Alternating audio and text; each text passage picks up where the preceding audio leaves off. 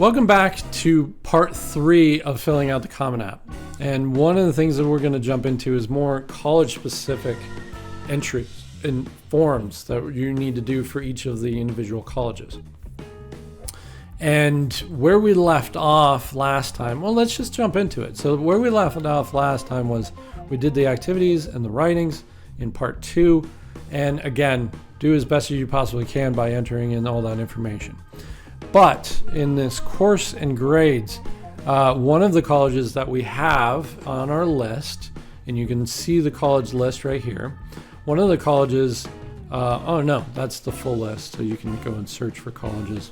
You can look at your college list right here. If that is your college list, great. If your colleges do not require courses and grades, that's fine too. But in this particular case, we can see that Hampton University is requiring it. So I can access a copy of my transcript, and the answer is yes. And in here, I've reported all my courses on this grade. I've reported this, I've reported this, I've reported, do you have 12th grade courses on your transcript with official grades? The answer is yes. There you go. Do you have any other courses or transcripts with grades? No. In our particular case, we don't. So that realistically, what it's doing is it's asking, where is it? 12th grade. Oh, I've reported all this. Okay, so that basically is just giving reconfirmation that you've entered all this information legitimately based on your transcript and that you're not lying about the courses that you've taken. Okay? You know, you might need to go in here and add in all of the grades and all the courses that you have completed in this course year. So if you were a freshman, let's see, that's senior, junior, sophomore, freshman. If you were a freshman there and then you had a particular course, let's just find algebra,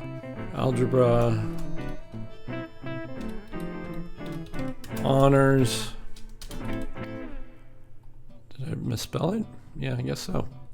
And then we're going to say that it was honors. So this is what it's going to be. The title right here is what you got from the transcript.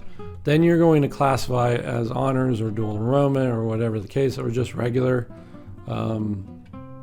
accelerated, regular. So I'm just going to say that was regular. And it was the first semester grade, let's say we got a 99. Second semester grade, we got a 93. And the final was a 95. Great. Okay. How many credits did you get? So maybe it was 3 then and 0 here, and the final credits was 3. Whatever the case is, that's how you enter it. You can enter in as many courses as possible, and that is how you fill out these courses for these particular colleges. Now, why is this important? Why are they asking you this? Not all colleges care what all the courses are. And on top of that, you're entering in your grades, your current classes here as well. So these are your senior level courses. And what they're doing is they're asking, hey, is there any other courses that you want to show off in this list? Now, what are they looking for? They're looking for AP courses. They're looking for accelerated courses. They're looking for dual credit courses. They're looking to see how well you stretched yourself during your college career, okay, or your high school career. And so they are looking for how far you stretched yourself, and what kind of grades did you get in those higher level classes. That's what they're looking for in this list. If this is not needed for all the colleges, that's fine.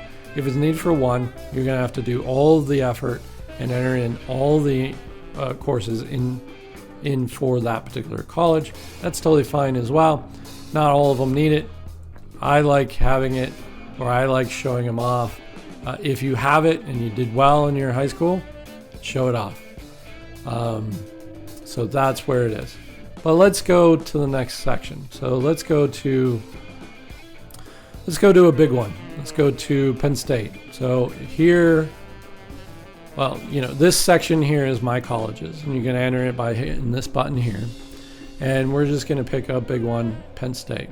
Very big campus. Been there. Many of my cousins went there. It's a great college, especially for engineering and all kinds of different things. The application so this is where they ask specific questions for that college itself. So you're now in this section, in the Penn State section. This question is specifically going to Penn State and only to Penn State. Okay? So I am a first-year student. If you have all this other stuff going on, then you need to enter in that information. I'm a U.S. citizen. I'm a high school senior. Preferred start is going to be in the fall of next semester. Preferred admissions plan, early action. So we are going to apply now in September, applying for early action. You can have rolling admissions for Penn State, but in this particular case, we're doing early action. We want to know as soon as possible. And then, have you attended a U.S. high school in each of your 3 years at a high school? And the answer is most likely yes. So hitting continue. As you can see, these are specific questions that Penn State wants to see. Now, why do they want to see these? Who knows? A lot of them is about citizenship. That's fine. If you're not a citizen, enter in that you're not a citizen. Do not try to falsify this. The reason why is all of this information that Penn State is asking, or any of these other colleges are asking, they are specifically asking because they're going to then follow that up. If you get accepted, they're going to follow that up with, you need to fill out all these forms and you need to show proof of positive, your passport or whatever shows your citizenship, and or that you're not a citizen. They just want to know, right? They want to understand who you are and how you are coming into this college. Some colleges want more non-citizens. Some colleges want more citizens. So you can't fake it, is the bottom line. It's because they're going to ask for proof of positive of your transcripts and all of your test scores and all of your citizenships and all of your financials. They're going to ask for all of that to prove that you did not falsify any of this information. So just don't falsify any information to begin with. Academic interest. So we want to go for 4 years. We want to do, I'll pick something here. Let's just, I don't know why am I still looking here. Journalism. So we're going to go journalism. So all the Penn State campuses offer this. Most program of study gives you flexibility to start a graduate and a 2+2 plan. So now they're promoting their satellite colleges. You could start at the satellite and then transfer over, or whatever the case is. But we want the graduating campus to be on campus. The starting campus, you could be anywhere. But we want to start on main campus. And alternate starting campus. So I don't know, Harrisburg. So in this particular case, they're going to accept you in Penn State, but they might also say, hey, we want you to go to the satellite campus first. That's how Penn State does it. Now, not a lot of colleges do this. Not a lot of colleges have satellite campuses, but maybe they want you there instead of going to main campus. It depends on a lot of things, but that is something that they could do. Okay, there are other big colleges that have satellite campuses that do this kind of thing too. They might recommend that they put you into the satellite and then bring you to campus after the fact, or they just bring you right to the main campus. It depends on how they want to take you. And then that will then reflect on whether or not you want to go there, right? If you didn't get the campus that you asked for, and then maybe that's not a good scenario for you. Okay. So now students who start in the summer typically take 2 classes and continue directly into the fall term. Are you interested in doing a summer term at the University Park? I'm going to say no. Maybe you want to keep that summer off. Maybe you want to start. I don't know what your scenario is. Whatever your personal preference is, I would go with that. Okay, so undergraduate admissions communicates with applicants primarily through the email. Is your country of current residency the United States? In this case, it's going to be yes.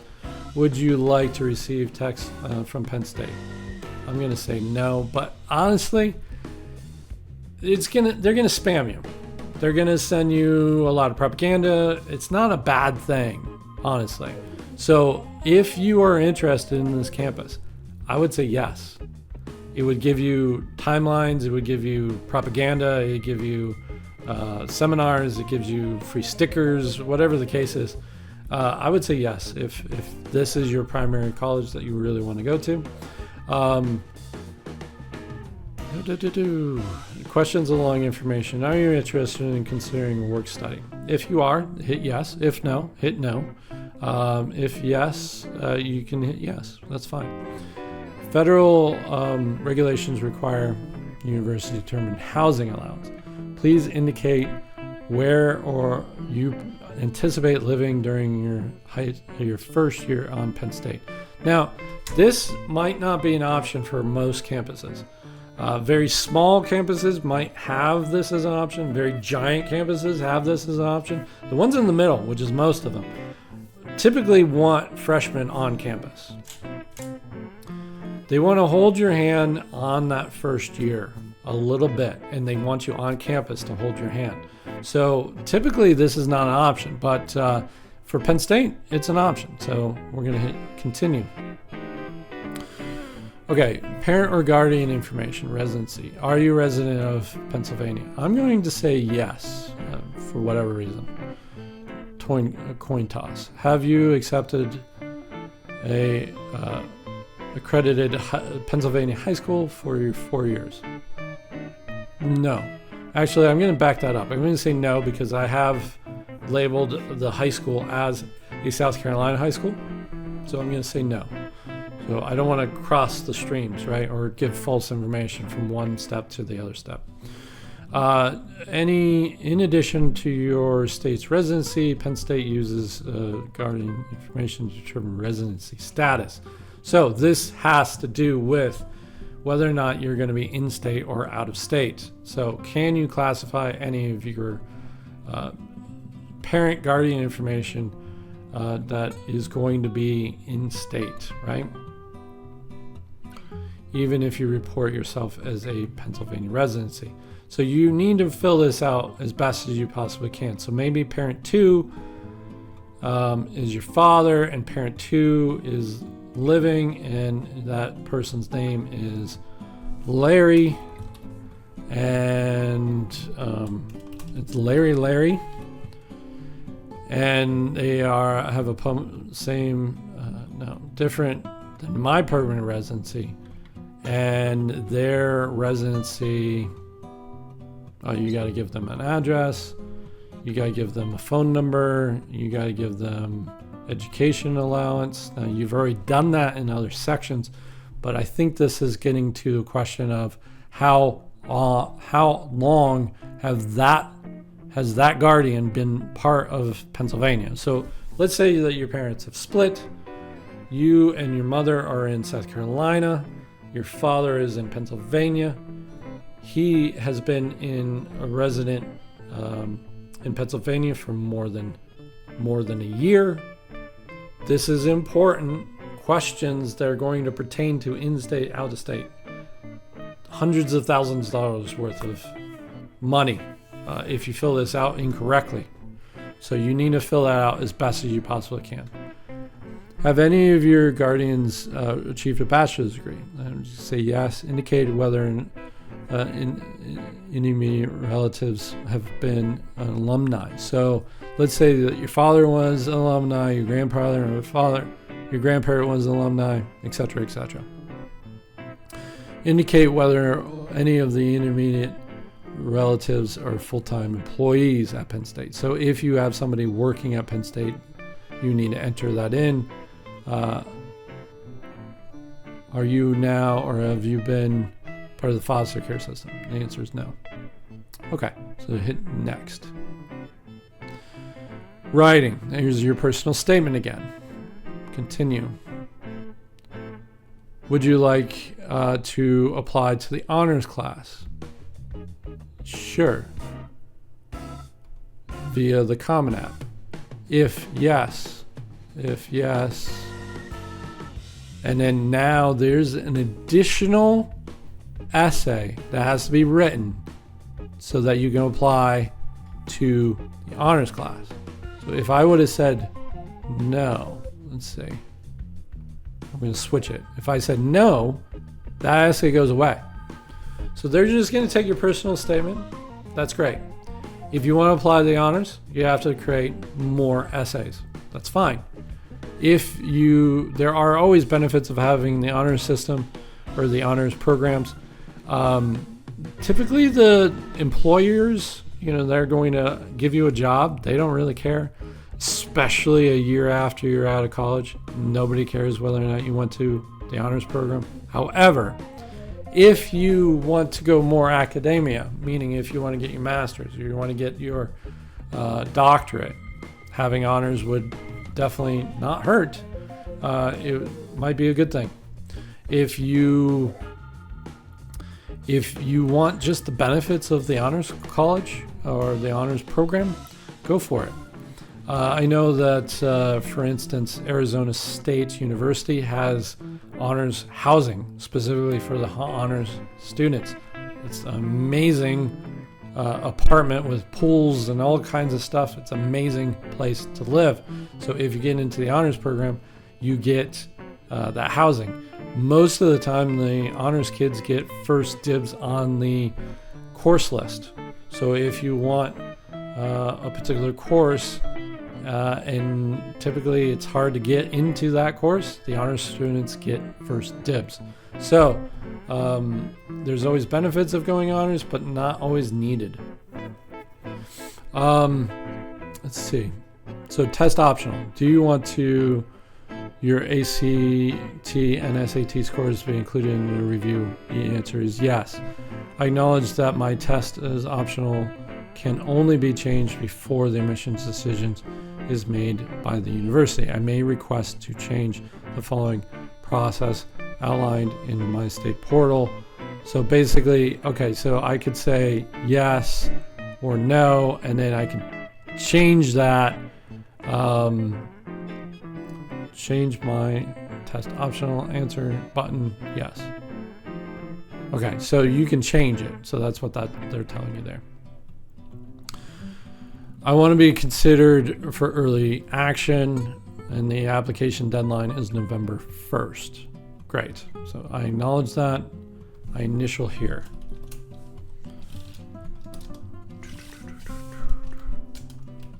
There we go. Okay. So I further certify campus police, etc., etc. And go ahead. Okay. This is your recommendations.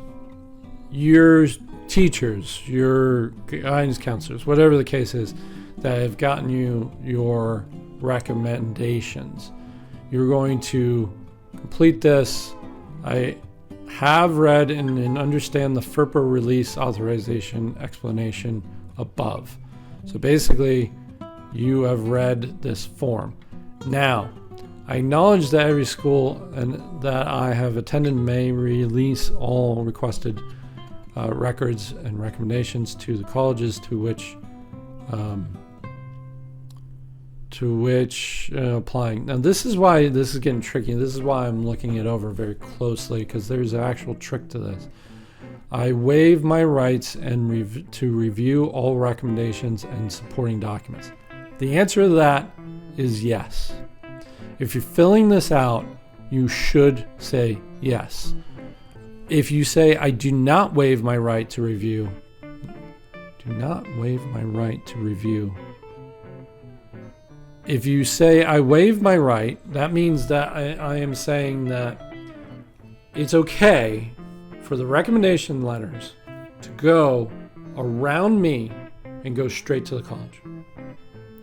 If I say, I do not waive my right to review the recommendation letters and supporting documents, that means that it has to come to me before it gets submitted. This is kind of like a trick question that the colleges are asking. Now, they give you the option. That's what FERPA is. It's a release authorization. They are asking you to say yes. You can say no. If you are very protective of your information, you really want to make sure that your teacher did not write something bad about you, you can say no. However, the school is basically saying, or is gathering information about you that says you're not trustworthy of the people that you asked for recommendations. Does that make sense? So they're going to look at that and say, oh, they wanted to make sure and to look at it before it came to us. So that means that they don't even trust the people they asked to get recommendation letters from. They're going to be a problem child at our campus. They're going to go up against our professors. They're going to go up against our people. Now, if you really don't trust those teachers and those people that you're asking for recommendations, then yeah, go ahead. Do the right thing and say, I do not waive it. But if you do trust them, I would highly recommend that you say, I waive my right, because it's going to show that you're trustworthy and you give trust to the people that are surrounding you. So I understand, and I have a signature, and there's the date. So we're going to go into today's date, September 1st, and we're going to say save and close. And now you can invite the recommenders. You can invite your counselors. You can recommend your teachers. So you have required is 0. Optional is 4. This one, you must get the school counselor. This is common for a lot of the colleges. The school counselor almost always has to be like the first and primary recommender. Now, because they have to do almost all the kids, they're very generic, very vague. So they're not very good to have. However, it's mandatory. So you have to make sure that you invite them. If your high school has an internal system where all the recommendations funnel through, many high schools have this. It talks to the Common App through their portal. So they have their own little separate portal. They have their own little area where they're doing the recommendations, letters. They submit it. It comes through. Okay. What ends up happening is you then connect them. A goes to A and B goes to B and C goes to C kind of thing. You connect them. So you invite the counselor. They sends an email out to them, and then that gets connected that way. Or it also can be showing up here. Depending on how their app works, it could show up on your side and say, oh yeah, here are the people that you can connect to and connect to this college. So here's my thoughts on required and optional. Yes, you do need to have a counselor. Got it. Tick mark, yes, do it. Teachers' recommendation letters. Optional 4, get 4. Get 4. Go get 4. If it's optional, and this is the above and beyond, if you can get 4 people that say this is the student that needs to be at your campus, you're going to probably get into that college. These recommendation letters are highly sought after, meaning the admissions do like looking at these letters and understanding whether or not this student is going to be a good student, is going to be a student that's going to make it through our college. This is one of the ways that they're going to see it. So if you can't get 4, that's fine. Get 3, get 2, get as most as you possibly can. And every one of these colleges is going to have a different list. Some are going to be 0, some are going to say 3 required and 0 optional. It's like, it's all over the place. So just go get 4, and then for Penn State, you can put in all 4. It would be great. What did I get? So continue. So now we can review and submit. In order to begin your submission process, you must complete the following sections. So these are the 2 sections that I did not fully complete. You have to complete them. They all have to go green before you get a button that says you can apply. Okay? Let's try Michigan State as another version of this. So general, this is the same kind of questions. When do you want to start? What school? What do you attend? Do you intend to use your school specific fee waiver? If so, yes, put it in. What is the number, etc. Academics. So what is the degree? What is this?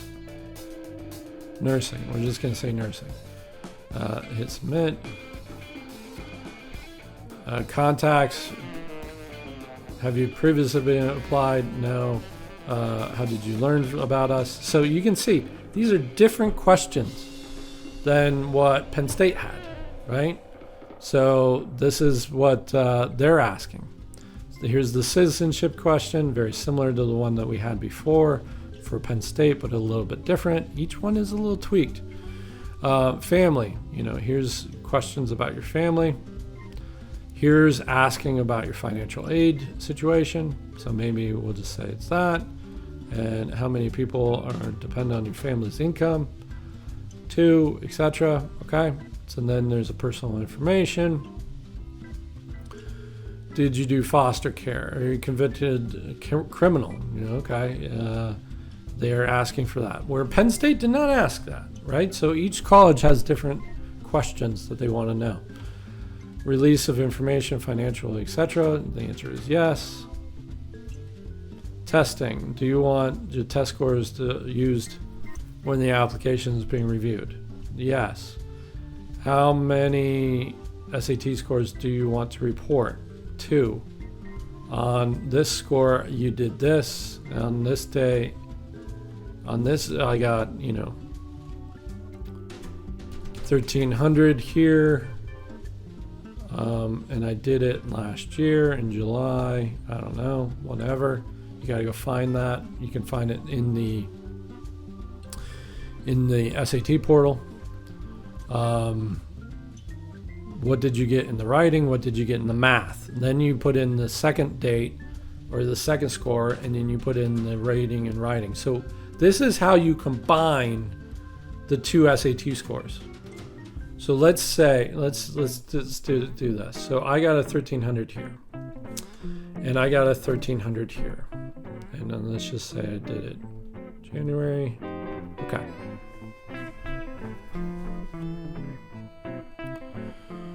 So let's say in the writing, how do I do this right? I'm gonna do 1,400.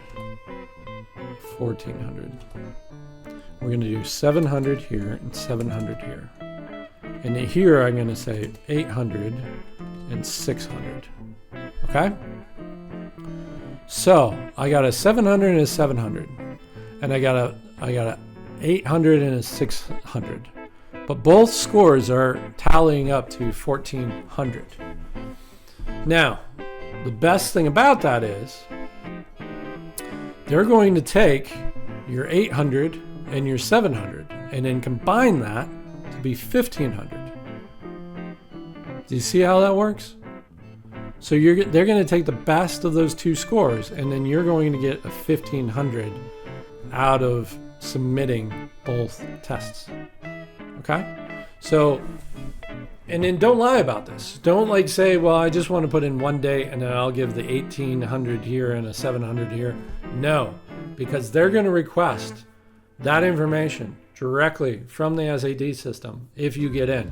You actually got to pay them like $40 or whatever the case is for the SAT program to send it to the college of choice. But they're going to reference this and they're going to say, oh, did he lie or did she lie? And so this is something that could trip you up, but you are going to gain from this. So you're going to get 1800 or 800 plus the 700 and you'll get a 1500. So it's the best of those two scores. Then the same goes for the ACT. If you want to put in the ACT, you can put in the test scores that you got from the ACT as well. If the ACT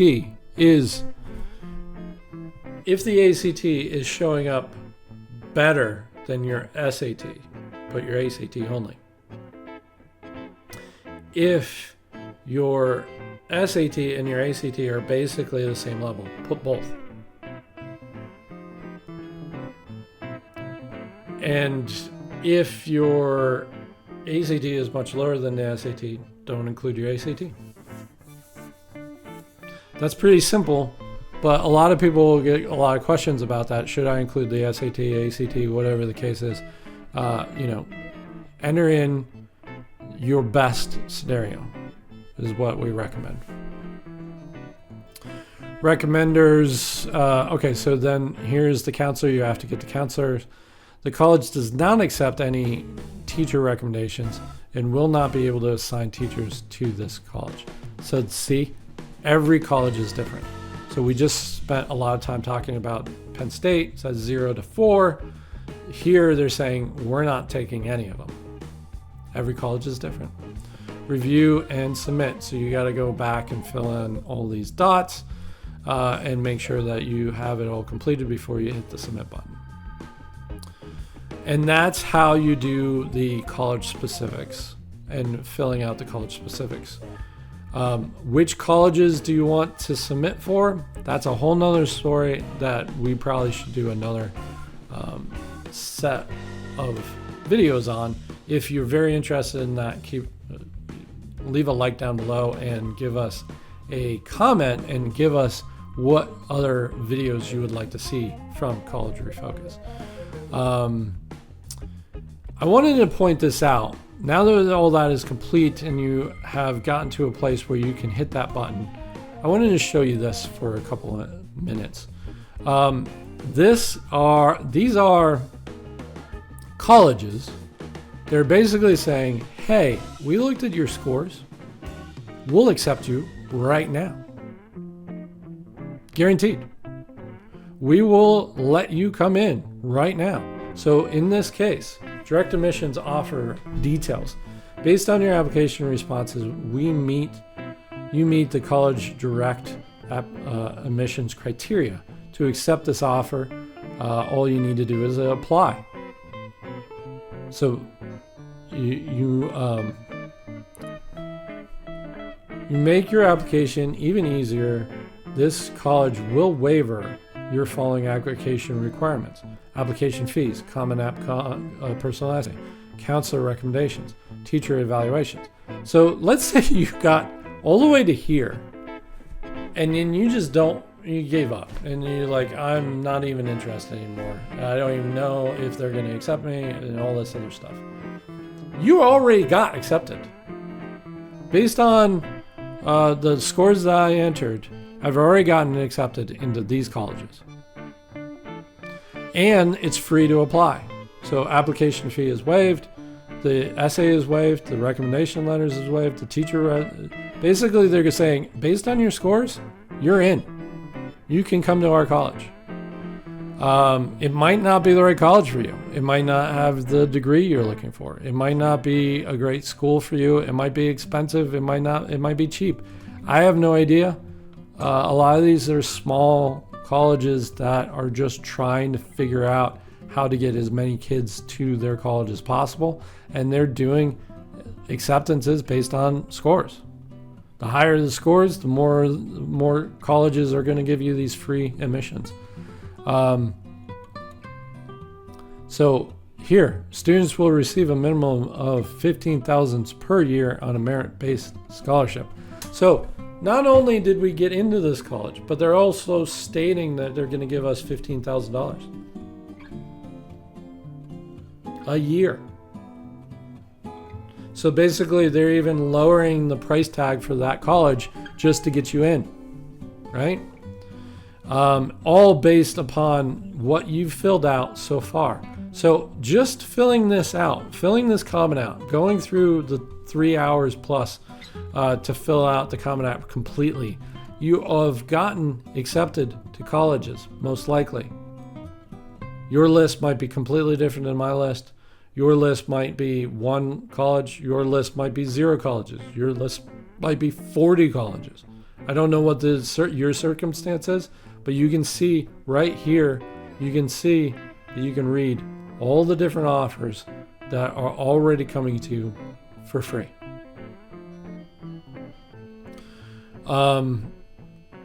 The more colleges you have in here, I think that is what triggers some of these direct admissions offers as well. So basically, are you looking at colleges in our area, and do you have the scores for that college?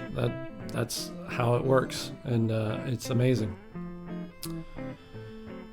Okay, study work, FAFSA. I'm not going to get into the FAFSA as of yet. We'll do a video for the FAFSA when the FAFSA comes out. I think it's going to be in October. So whenever that comes out, we'll do the FAFSA as how to fill it out. Calculate your college cost, so you can it kind of gives you a little more advice as to how to look at these colleges and figure out how to and analyze whether or not you're going to get financial aid, etc., etc. But realistically, it all comes back to the FAFSA. FAFSA is kind of mandatory, and it's sometimes mandatory for certain colleges, but it's kind of mandatory overall. You need to fill out the FAFSA so that you can get an understanding of what this college is going to look like. There is a net calculator. I've found that this national one is not very good, so I don't recommend doing this and filling this out. What I recommend doing is going to your colleges of choice. Go to Penn State's net price calculator. Go to Michigan State's net price calculator. You can fill out all your information there. You can get an estimate of what they're going to give you. Honestly, I would wait for the merit scholarships to be coming your way before you start doing the net calculators. Realistically, if you're upper middle class and the merit scholarships have not come in yet, you're not going to get a good representation of whether or not you can get an understanding of what the actual price is going to be. It's going to be too high. When you get your merit scholarships, everything is going to start getting lowered off of the top line, and so I would wait and get that information back from you, or back, before filling out these net price calculators. Okay, what else is there? So you can go and do more financial aid, but I'm going to leave you here. I think you're at a place now that if you walk through all of this stuff, make sure everything is showing as green, make sure everything is not misspelled, make sure, go read through everything you possibly can. Try to get Grammarly on this app, on your browser as an app. Make sure that it's checking your misspellings on top of the ones that you are already seeing as tools that are trying to take away the misspellings. Put your best foot forward. Fill this out as best as you can and connect it to your personal skills and your own personal activities and your own personal demographics. The best that you possibly can is just fill it out as honestly as you can. And then everything else past this point is kind of up to the admissions office. What you do is trying to make sure that all of this information is filled out as best as possible and filled out as much as possible. And then it's off. It's out of your hands after that. Once you hit the button, it's in their hands. You'll get it. You'll get notification as quickly as they can, and you'll get start understanding who got you in, who accepted you, who didn't accept you. You can have little parties associated with it, etc.